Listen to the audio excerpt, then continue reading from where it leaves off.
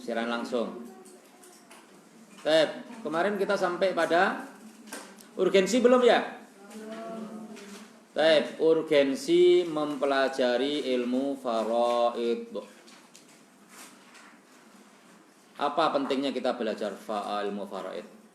Jadi belajar ilmu faraid ini tidak hanya penting bagi si ahli waris, tapi juga penting bagi orang yang akan meninggal dunia yang akan mewariskan warisan itu. Kalau bagi ahli waris, ilmu ini penting karena dia akan mendapatkan warisan sesuai dengan haknya. Jangan sampai dia mengambil warisan tidak sesuai dengan haknya. Jadi kenapa kita sebagai ahli waris harus tahu tentang ilmu warisan, supaya yang kita dapatkan itu sesuai dengan ketentuan Allah. Kalau kelebihan kita kembalikan, kalau kurang itu kita punya hak, boleh kita tuntut, kita minta, boleh kita ikhlaskan. Tapi kita tahu berapa jatah yang harus kita dapatkan. Tapi apa pentingnya bagi orang yang meninggal dunia? Toh nanti setelah meninggal dunia, dia tidak lagi membawa-bawa itu hartanya, ditinggal semua di dunia. Nah, pentingnya orang yang akan meninggal dunia paham terhadap ilmu warisan ini supaya dia nggak bikin-bikin aturan sendiri. Nanti kalau saya mati, hartaku ya dibagi rata saja. Mau mati tapi belum tahu ilmu warisan. Nanti malah dipermasalahkan di akhirat. Ditanya sama Allah, kamu gimana? Saya sudah bikin aturan, kenapa kamu bikin-bikin sendiri? Emang kamu lebih pintar daripada saya? Ya kan sudah dibikin aturannya oleh Allah dalam Al-Quran. Kenapa kemudian kita bikin-bikin hukum sendiri? Siapa yang tidak mau berhukum dengan hukum Allah, gimana itu balasannya? Ya kan? Bahaya kan, malahan kan? Justru kalau mau pesan gini, tolong nanti kalau saya meninggal dunia, warisan saya dipakai aturan sesuai dengan hukum Islam. Nah itu baru ibadah itu, benar itu. Ya kan? Kemudian orang yang mau meninggal dunia penting juga memahami ilmu warisan ini supaya dia sudah tahu nanti kalau dia meninggal dunia itu siapa yang dapat warisan, siapa yang tidak. Dia tahu. Sehingga kalau ada orang-orang yang kira-kira tidak mendapatkan warisan padahal dia perlu, maka dia bisa memberikan hartanya melalui pintu wasiat. Jadi misalnya saya mau meninggal dunia, terus saya tahu ada orang yang kalau saya meninggal dunia itu dia nggak dapat warisan karena terhalang oleh ahli waris yang lainnya. Misalnya kakak saya, adik saya, kalau saya meninggal dunia kan nggak dapat warisan. Kenapa? Karena ada anak laki-laki. Saya punya anak laki-laki. Ya kan? Maka padahal adik saya atau kakak saya adalah orang yang sangat berjasa dalam hidup saya. Pernah memberikan uang sekolah, ya, biayai apa ketika kita dulu kuliah misalnya. Sangat baik, tapi nggak dapat warisan. Maka kita bisa memberikan harta kepada mereka melalui pintu wasiat. Jadi itu. Kemudian apa urgensi dari baru urgensi ini? Tadi kan apa pentingnya? Sekarang urgensinya. 1. Ilmu warisan ini penting karena Allah Subhanahu wa taala menjelaskan pembagian warisan ini secara detail.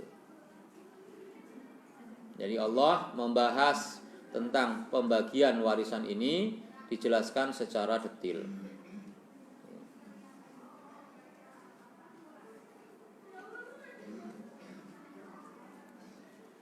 Yaitu ada di dalam surat An-Nisa ayat yang ke 11, 12 dan 176.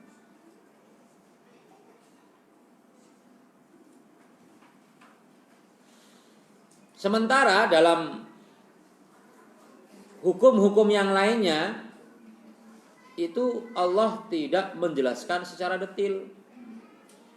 Tentang sholat tidak detail dijelaskan oleh Allah dalam Al-Quran. Waktunya saja di dalam Al-Quran cuma dijelaskan 3 waktu. Puasa tidak dijelaskan secara detail, haji tidak dijelaskan secara detail, tapi ketika berbicara tentang warisan Allah membahas secara detail. Sehingga hal ini menunjukkan betapa pentingnya warisan ini, sehingga tidak diserahkan kepada manusia. Pembagiannya tidak diserahkan kepada manusia, termasuk Rasulullah ya, tidak diberikan peluang untuk menetapkan bagian-bagian warisan tersebut. Ya. Karena kalau sudah berbicara tentang harta, itu bawaannya ribut mulu. Ya, bapak sama anak berantem gara-gara harta. Sahabat berantem gara-gara harta. Ya. Bawahan atasan berantem gara-gara harta. Makanya supaya tidak berantem, yang bagi yang punya harta. Kalau bahasa kita, duit gua, lo mau ngapain? Terserah gua mau bagi sama siapa. Kata Allah kan begitu jadinya. Karena semua harta yang ada di muka bumi ini adalah milik Allah. Terserah Allah mau dibagi kepada siapapun. Makanya butuh zat yang paling adil untuk membagi harta. Dan tidak ada yang lebih adil daripada Allah. Kalau ada orang yang mempermasalahkan keadilan Allah, ini warisan Islam ini nggak adil, itu sama dengan menganggap Allah tidak adil. Itu bisa kafir gara-gara pernyataan semacam itu. Ada orang Badui datang kepada Rasulullah, ya Rasulullah, bagikanlah ghanimah secara adil. Masa yang dikasih ghanimah dia saja, kami nggak dapat. Maka Rasulullah katakan, kalau saya tidak adil, emang ada manusia yang lebih adil daripada saya?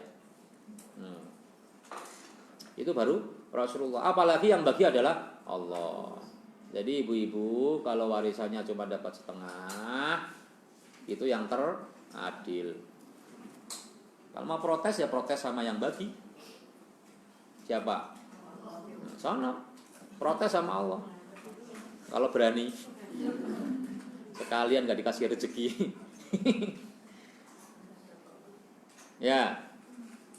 Itu yang pertama. Yang kedua,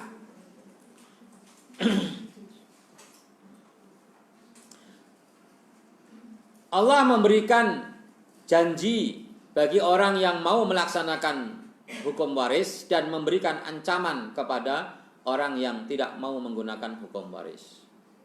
Jadi seimbang, ada reward, ada punishment. Ada di dalam surat An-Nisa ayat yang ke-13 dan 14. Jadi setelah berbicara tentang warisan 11 dan 12, maka dilanjutkan dengan janji Allah di ayat yang ke-13, ya, orang yang mau menjalankan hukum-hukum tersebut, maksudnya warisan, adalah dia mendapatkan surga. Tilka hududullah. Tilka artinya apa? Tilka itu apa? Itu ya yang paling dekat ya hukum tentang warisan di ayat yang ke-11 dan 12 adalah hukum-hukum Allah. Wa may yuti'illaha wa rasulahu yudkhilhu jannatin tajri min tahtihal anhar. Jadi orang yang mau taat kepada Allah dan Rasulnya, maka dia mendapatkan surga. Kemudian sementara orang yang melanggar, ya, ancaman Allah mengancam kepada orang yang melanggar, tidak mau menggunakan hukum-hukum Allah, ya, di ayat yang ke-14. Wa may ya'sillaha wa rasulahu wa yata'adda hududahu yudkhilhu naran khalidan fiha wa lahu adzabun muhin. Siapa yang mengingkari, bermaksiat, siapa yang menentang Allah dan Rasulnya, dan melewati batasan-batasan Allah. Maksudnya melewati hukum-hukum yang menjadi pembatas ya dari ajaran-ajaran Allah, maka ia akan dimasukkan ke dalam neraka. 1. 2, khalidan fiha, kekal di dalamnya. 3, walahu adzabum muhin, dia berhak mendapatkan azab yang menghinakan. Jadi ancamannya itu. Itu urgensi yang kedua. Urgensi yang ketiga ya, adalah hadis Rasulullah Shallallahu Alaihi Wasallam menyatakan, ta'allamu al-fara'idha wa'allimuhan nas. Ta'allamul fara'idha wa'allimuhan nas. Pelajarilah ilmu faraid dan ajarkanlah kepada orang lain. Jadi barangkali perintah untuk menuntut ilmu secara definitif disebutkan nama ilmunya itu hanya ilmu faraid. Ilmu tafsir penting tidak? Hadis penting, fikih penting, tapi ada enggak perintah untuk mempelajarinya secara definitif? Pelajarilah fikih, pelajarilah tafsir, pelajarilah hadis. Ada perintah begitu enggak? Adanya perintah secara umum, tidak secara khusus. Tapi ini secara khusus. Pelajarilah ilmu faraid. Kemudian wa'allimuhan nas, tidak hanya suruh mempelajarinya, tapi disuruh mengajarkannya kepada orang lain. Keutamaan orang yang mengajarkan Quran itu bentuknya bukan perintah, tapi bentuknya adalah berita. Khairukum man ta'allamal Qur'ana wa 'allamahu. Menggunakan wa 'allamahu, sebaik-baik kalian adalah yang belajar Quran dan mengajarkannya. Itu kan enggak ada perintah di situ, hanya memberikan kabar. Orang yang terbaik itu ini loh, gitu kan. Kalau ini perintah, ajarkanlah kepada orang lain, wa 'allimuhan nas. Ajarkanlah ilmu faraid kepada manusia. Apalagi fa innaha nisful ilmi. Ilmu faraid itu separuh ilmu. Jadi ibu-ibu sudah semester 5 itu setengahnya sekarang semester 6. Ya setengahnya. Fa innaha nisful ilmi. Ilmu faraid itu separuh ilmu. Jadi Masya Allah, semester 1, 2, 3, 4 ternyata ilmunya baru setengah. Setengahnya sekarang. Yang bilang Rasulullah fa innaha nisful ilmi kok bukan saya. Ilmu faraid itu separuh ilmu. Masya Allah. Luar biasa, separuh ilmu, ya kan? Para ulama sebagian mengatakan yang dimaksud dengan separuh ilmu itu adalah bahwa ilmu itu ada dua, ada yang berkaitan dengan orang hidup dan ada yang berkaitan dengan orang mati. Jadi yang kemarin-kemarin berbicara tentang orang hidup, sekarang bicara tentang orang mati. Itu kan kata ulama, bukan kata Rasulullah. Rasulullah cuma bilangnya nisful ilmi ya. Terserah kita mensarainya, memahaminya. Tapi dengan penyebutan itu menunjukkan ini sangat penting. Nah, di dalam hadis itu juga, jadi di dalam satu hadis itu banyak urgensinya itu. Apalagi wa huwa awwalu syai'in yunza'u min ummati. Ilmu warisan itu adalah ilmu yang pertama kali akan diangkat oleh Allah sebelum ilmu-ilmu yang lainnya. Dalam hadis yang masyhur, menjadi contoh hadis masyhur kalau nanti belajar mustalah hadis, itu kan gini, innallaha la yantazi'u ilman intiza'an walakinnallaha yaqbidul ilma biqabdil ulama. Allah itu kalau nyabut ilmu tidak sekali cabut, tapi Allah mencabut ilmu dengan mewafatkan para ulama. Dan di antara para ulama itu, yang ahli-ahli ilmu itu, yang pertama kali dihilangin itu adalah ilmu warisan. Wa huwa awwalu syai'in yunza'u min mati. Jadi kalau masih ada orang yang ahli dalam ilmu warisan masih diajarkan, insya Allah kiamat masih jauh.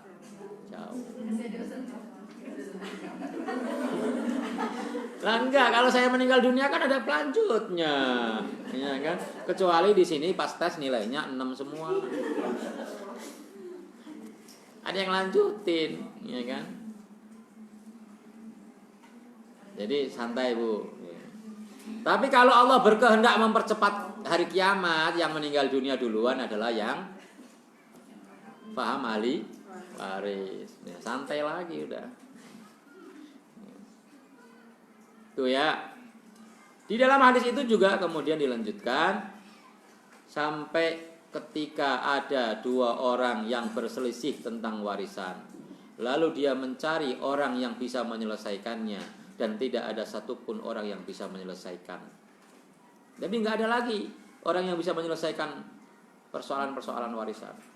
Makanya jangan bikin ribut kalau ada warisan. Takut nggak ada yang menyelesaikan, kiamat datang. Ya kan? Ya. Tuh urgensi. Keluar ujian.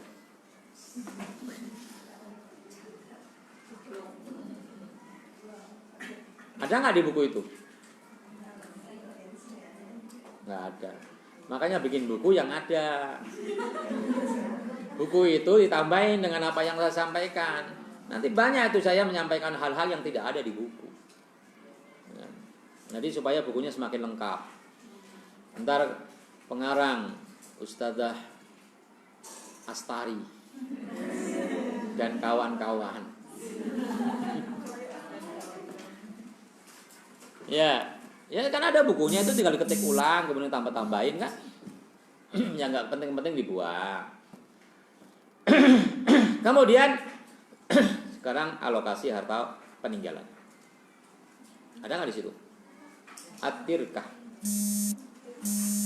Harta peninggalan. Ketika seseorang meninggal dunia, maka harta yang ditinggalkan itu tidak otomatis menjadi harta warisan, tapi harus melalui beberapa tahap. Dihapus nih.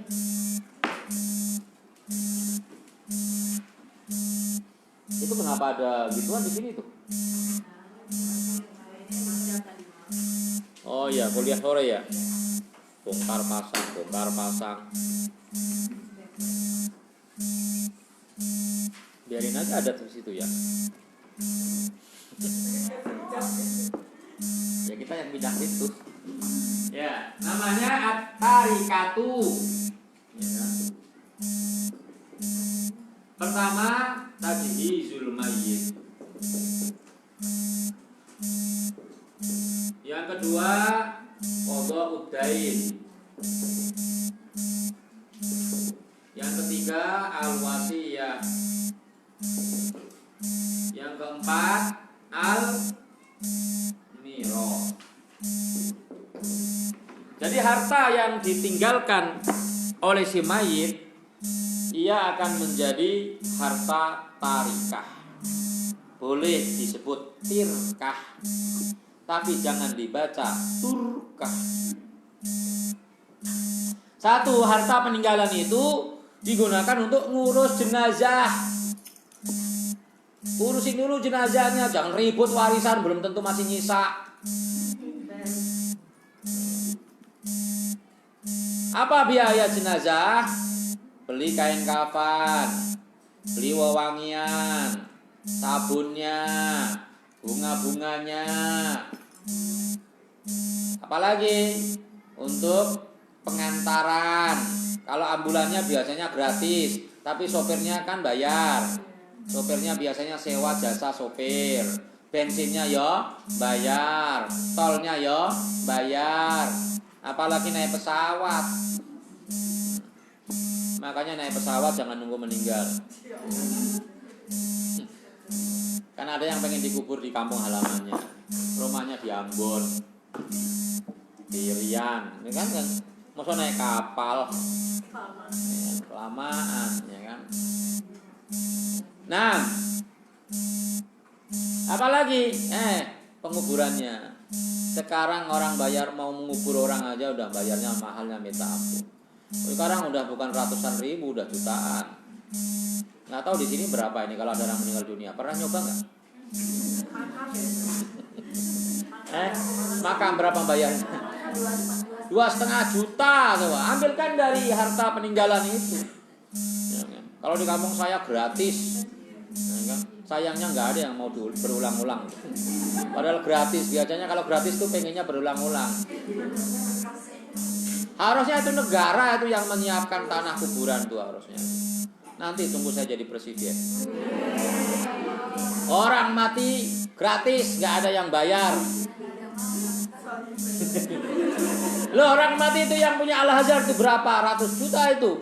Kuburan aja ratusan juta. Padahal di akhirnya yo sama, malaikatnya yo sama. Dikira kalau di situ nyaman gitu. Apa gunanya beli yang mahal-mahal begitu? Taruh di belakang rumah aja udah.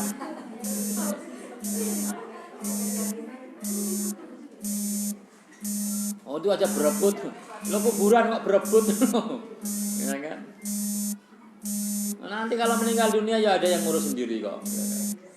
Orang masyarakat kita itu sosialnya masih tinggi. Harusnya pemerintah itu. Kalau nggak pemerintah pusat, pemerintah daerah. Memang kalau di perkotaan ini agak susah untuk nyari tempat lahan yang kosong yang luas itu. Ya cari aja Jonggol, ya kan? Cilengsi itu kan masih banyak.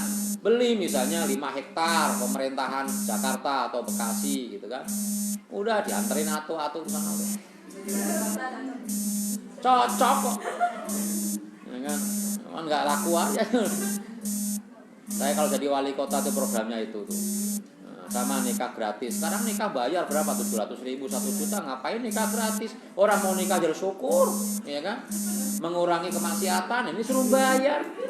Nikah gratis. KUA saya gaji tinggi semuanya. Lembur semuanya. Iya. Terus banjir-banjir itu kenapa ada banjir-banjir? Orang bikin tol dengan menanggung beban berton-ton. Kontainer-kontainer aja bisa ditahan, mosok air aja nggak bisa ditahan.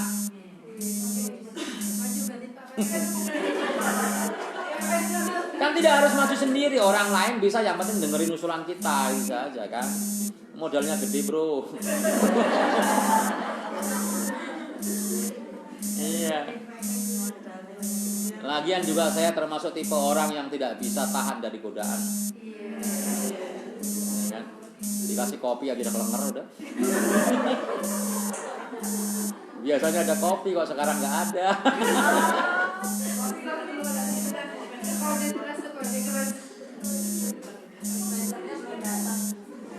Alasan ini.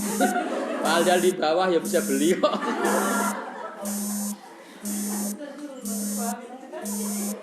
Perasaan pelajaran saya doang pada ketahuan. Ya. Dari mana tadi itu kuburan tadi gara-gara kuburan. Nah, di kampung saya gratis loh. Saya heran itu. Jadi zaman saya kecil sampai sekarang loh kuburan nggak penuh loh. Hebat kan? Nggak penuh tuh. Pokoknya dimasukin aja itu. Ya kan? Kayak neraka tuh bilang sama Allah, hal min mazid ya Allah, tambah lagi masih ada nggak yang mau dimasukin ke sini? Hal min mazid. Dan neraka ngomong begitu sama Allah. Hal min mazid, tambahin lagi ya Allah, tambahin lagi ya Allah, tambahin lagi ya Allah, gitu kan? Ya kuburan juga begitu, kalau bisa ngomong ya, ayo siapa yang mati sini tampung semuanya. Kayak Metro Mini kan waktu kita kuliah dulu kan Metro Mini naik semua naik. Untel-untelan di dalam. Iya. Nah, padahal udah pada berdiri gitu. Astari mah nggak bakal menangi zaman kayak gitu. Ya usia saya nih, ibu-ibu ini nih, tuh kan waktu kuliah itu, kan Metro Mini Kopaja itu, nah, kayak bau kandang ayam.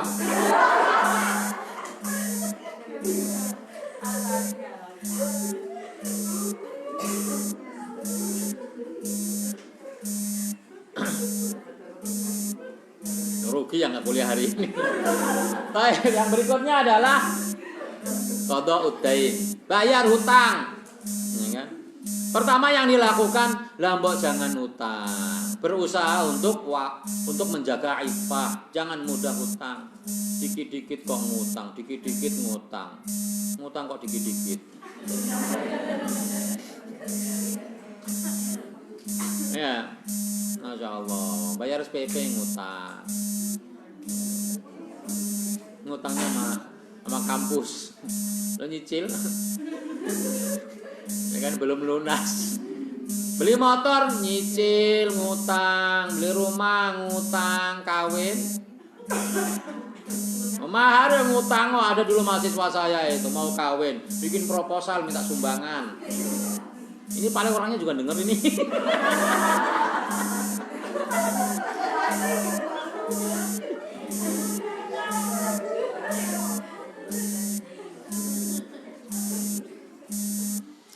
Ya. Makanya Rasulullah tidak mau mensolatkan orang yang meninggal dunia masih nanggung hutang. Ya. Setelah ada sahabat yang kemudian menanggung hutangnya, barulah Rasulullah kemudian mau mensolatkannya. Ya. Hutang itu ada hutang kepada Allah, ada hutang kepada manusia. Kalau hutang kepada manusia rata-rata kita pernah punya hutang, ya kan? Makan di kantin nggak bawa duit ngutang. Pernah, saya juga pernah. Okay. Tapi ada hutang kepada Allah Subhanahu wa taala yang berkaitan dengan harta. Ada orang yang nggak sanggup berpuasa harus bayar fidyah ketika sakit yang tidak ada harapan sembuh. Wa 'alal ladzina yutiqunahu fidyatun ta'amu miskin, harus bayar fidyah. Nggak mahal itu fidyah itu, ya kan? Cuman setengah sok doang tuh yang paling mahal. Sebagian ulama mengatakan 1 mud 600 gram 6 on, ya kan? Sebagian ulama amannya 1,2 kilo setengah sok, ya kan? Ini kali 30 baru berapa, ya kan? Baru 46 kilo, enteng. Ya ahli waris itu kan harus bayarin, harus dikeluarin kan, kali 10.000. Bayar fidyah, apalagi kafaroh, mungkin juga ada kafaroh, bayar kafaroh karena melanggar sumpah, bayar kafaroh, atau bayar zakat yang belum terbayarkan, ya kan, pernah tidak membayar zakat, atau haji, udah punya kewajiban haji, nggak juga berangkat haji. Kenapa? Nunggunya kelamaan. Udah bayar nih 25 juta ke bank untuk jadi ONH. Nunggu baru 10 tahun meninggal dunia. Itu kan harus dihajikan, dibayarkan hutangnya kepada Allah. Ya kan, ambil 25 juta, berikan 10 juta untuk menjadi badal, dibadalkan hajinya, sisanya diwaris. Badal haji 10 juta kan? Ya jangan nyari orang sini, nyari orang di sono yang udah kuliah di sono tuh. Mau itu 10 juta, ada yang 12 juta. Nah, hutang kepada Allah. Sekarang kemarin ada yang bayar ONH. Dia bilang gini, saya alhamdulillah sudah bayar ONH. Saya dapat urutan 21 tahun lagi. Jadi saya nanti akan berangkat haji pada usia 63 tahun. Luar biasa itu, ya. Indonesia katanya miskin, tapi kok orang yang haji bejibun. Banyak bener. Karena Indonesia itu punya semangat. Sebenarnya bukan kaya, tapi memang semangatnya itu. Dia rela, ya kan, nabung bertahun-tahun dengan becak, dengan memulung demi untuk bisa melaksanakan ibadah haji. Jadi bukan karena kaya, karena tekadnya yang luar biasa. Nah, hutang kepada Allah. Ada pembahasan sebenarnya di situ, tapi karena waktunya singkat nggak saya bahas. Yang juga nggak ada di buku itu.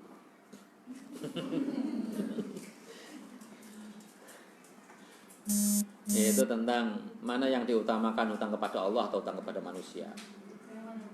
Ya, nggak usah dibahas lah ya.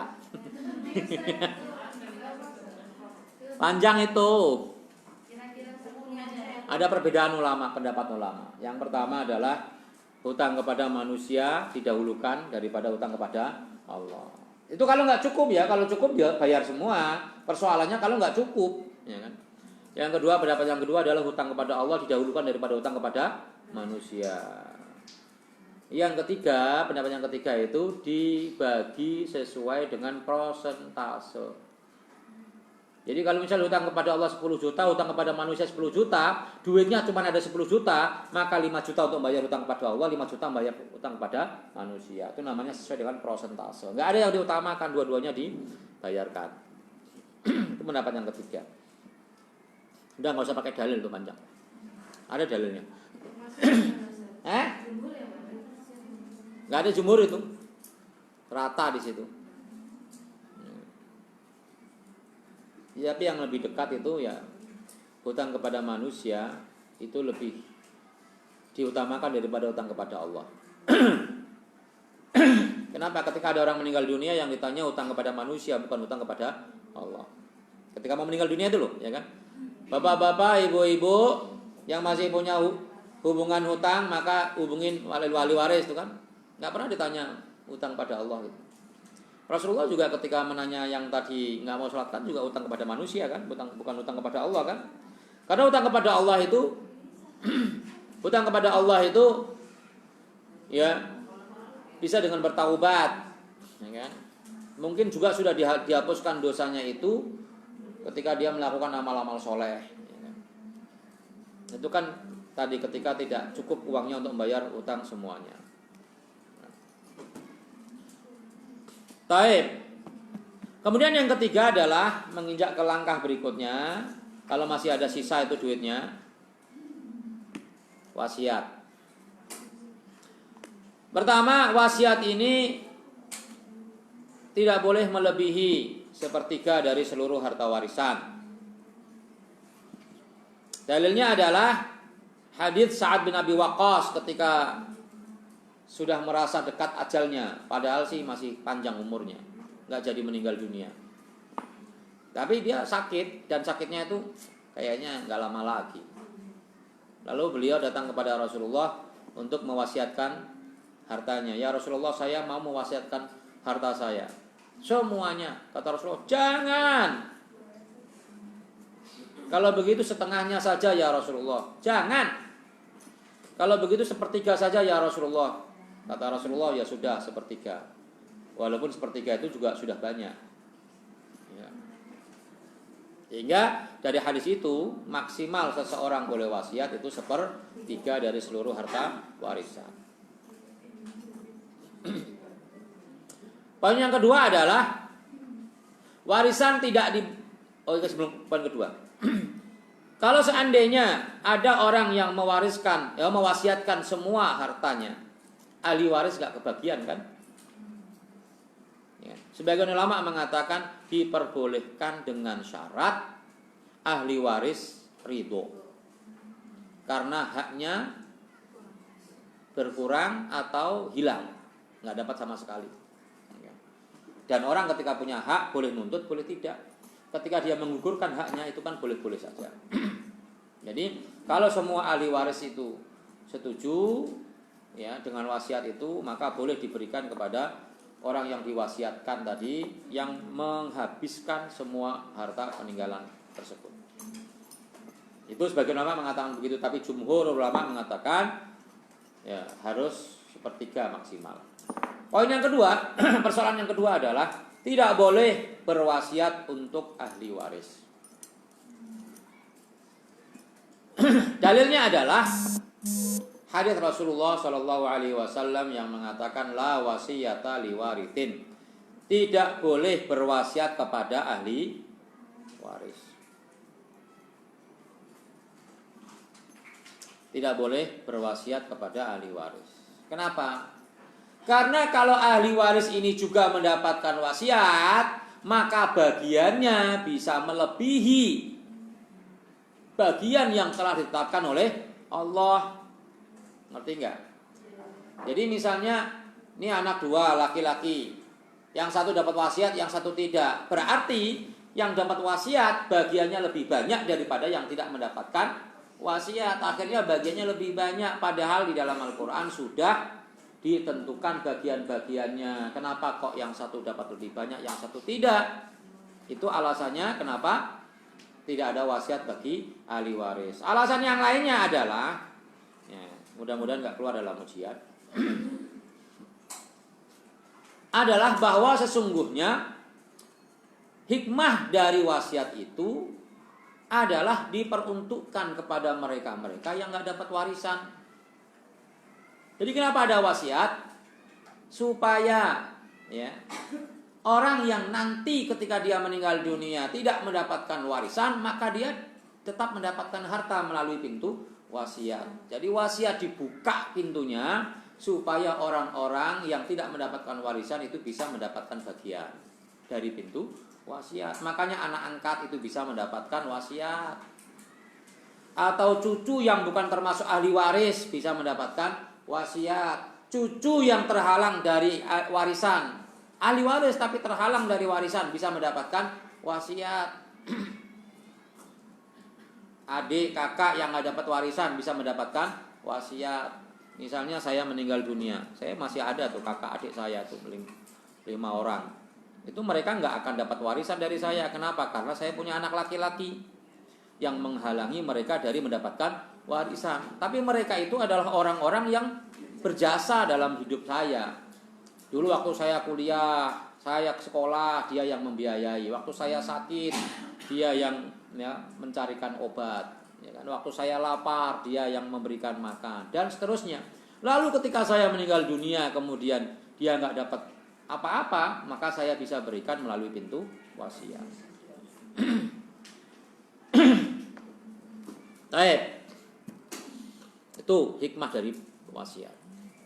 Nah, yang keempat barulah al-miras.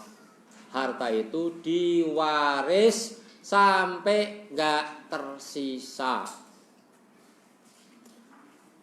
Harus semuanya sudah berpindah kepemilikan, berpindah tangan. Tidak ada orang yang kemudian mengatakan ini tanah-tanah siapa, tanah almarhum. Orangnya udah meninggal dunia kok tanahnya masih ada. Harus pindah kepemilikan. Karena kalau almarhum masih punya tanah, terus siapa yang akan bertransaksi atas tanah tersebut? Mosok kemudian kita datang ke kuburan tanya, Pak, tanahmu mau saya jual, tolong tanda tangan. Kata yang aja di dalam, saya semprot lu gitu. Bukan didoain malah minta tanda tangan.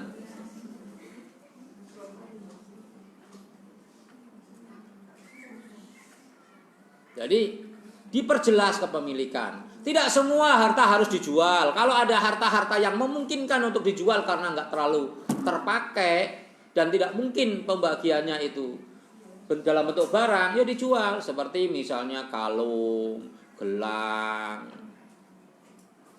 apalagi yang berharta. Tapi kalau yang tidak harus dijual seperti tanah, rumah, kan tidak harus dijual.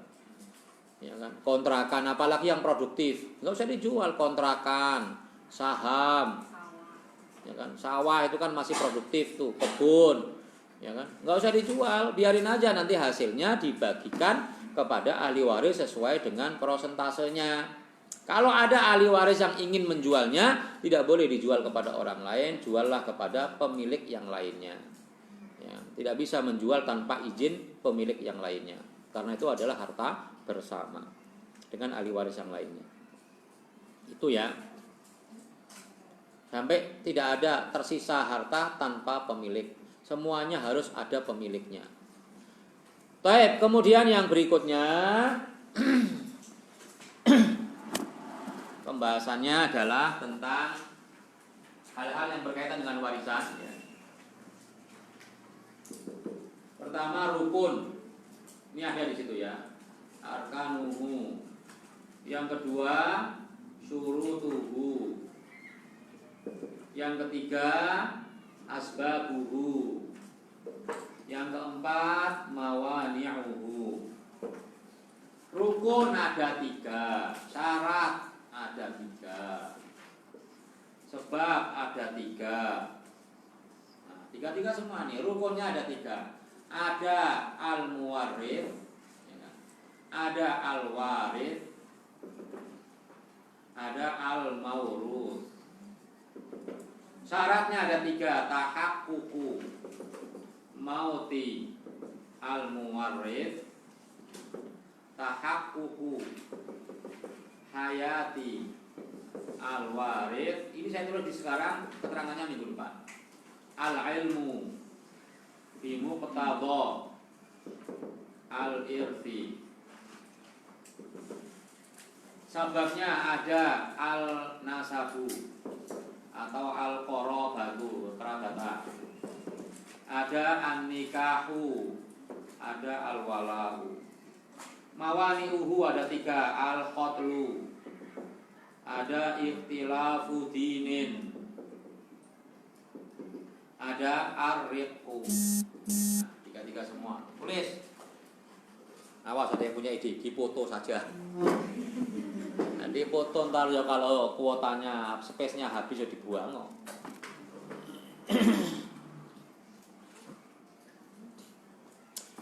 Kelas ada tuh di buku, tapi baca buku tuh nggak enakan dengerin. Kalau dengerin tuh sambil ngantuk-ngantuk bisa. Tahu lah, orang naik motor aja yang bisa dilakukan dengerin kan. Nggak ada orang naik motor kemudian baca-baca itu. Makanya dilarang membaca WA ketika nyetir tuh. Nah, makanya dihukum tuh, ada undang-undangnya. Tapi kalau dengerin kan enggak. Ya. Rukun warisan. Rukunnya ada 3. Yang pertama ada al-muwarrith. Ada al-muwarrith. Ada si mayit yang mewariskan. Yang kedua ada al-warith. Ada yang mewarisi. Karena ada orang yang meninggal dunia sebatang kara, nggak ada kerabatnya, nggak ada saudaranya, semuanya sudah meninggal dunia. Dia adalah orang terakhir yang meninggal dunia, nggak ada ahli warisnya kan? Sehingga nggak ada proses pewarisan di situ karena hartanya kemudian masuk ke baitul mal kas negara. Ada yang mewarisi, al-warith ada yang mewarisi. Nomor 1 banyak orang yang mati menjadi muwarith. Al-warith banyak, ada yang menjadi ahli waris. Yang jarang ada tuh yang ketiga, al-mauruth, harta yang diwaris. Ini jarang ada ini. Padahal intinya itu intinya duit itu yang diwaris.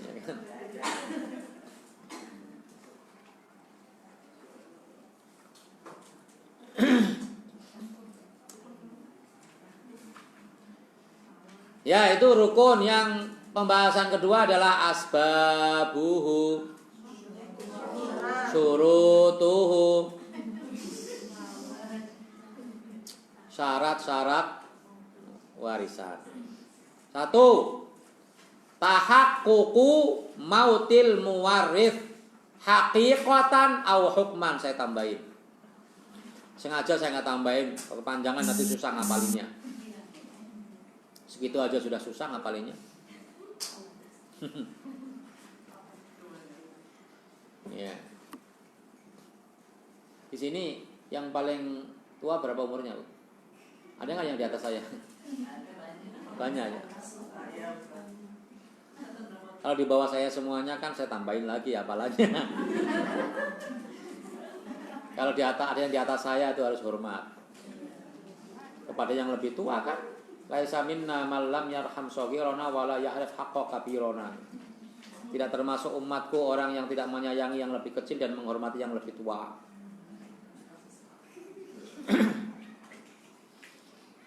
Paling belum ada yang 60 nih kan.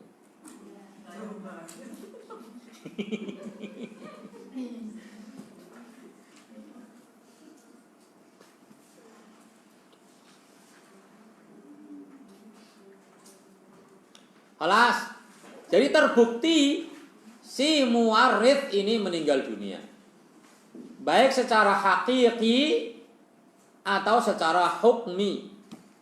Secara hakiki artinya jasadnya ada, jenazahnya ada, ya, terbukti bahwa dia sudah meninggal dunia. Tapi ada orang yang meninggal dunia yang dihukumi mati. Orang naik pesawat Sukhoi nabrak salak segede gunung. Bukan gunung salak, salak segede gunung tuh. Jasadnya nggak ada. Nggak bisa dibedakan antara jasad manusia dengan jasad pesawatnya. Berkeping-keping. Maka dia dihukumi mati. Atau orang yang pergi nggak pulang-pulang seperti Bang Toyib. Sian tuh Bang Toyib tuh, nggak pulang-pulang. Kasihan namanya yang namanya Bang Toyib itu.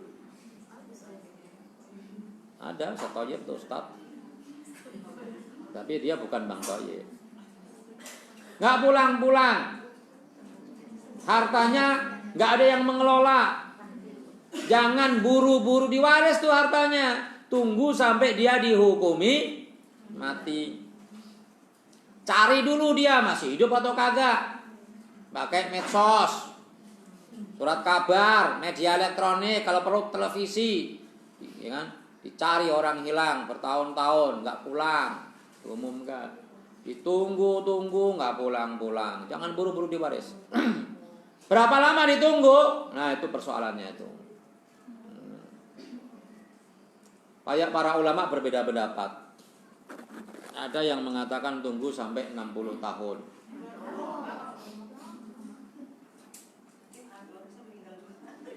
Iya, yang mewarisi juga keburu meninggal dunia, tapi tetap namanya bab al-munasakhat, yaitu ahli waris yang meninggal dunia sebelum belum dibagi, bagian warisan belum dibagi udah ada ahli waris yang meninggal dunia, namanya bab munasakhat. 60 tahun, tuh yang paling cepat tuh. Pendapat yang kedua 90 tahun. Pendapat ketiga yang paling terakhir 120 tahun. Itu Imam Abu Hanifah. 120 tahun ditunggu. Mungkin yang dimaksud adalah usia 120 tahun mungkin. Ditunggu sampai berusia 120 tahun. Baru hartanya diwaris.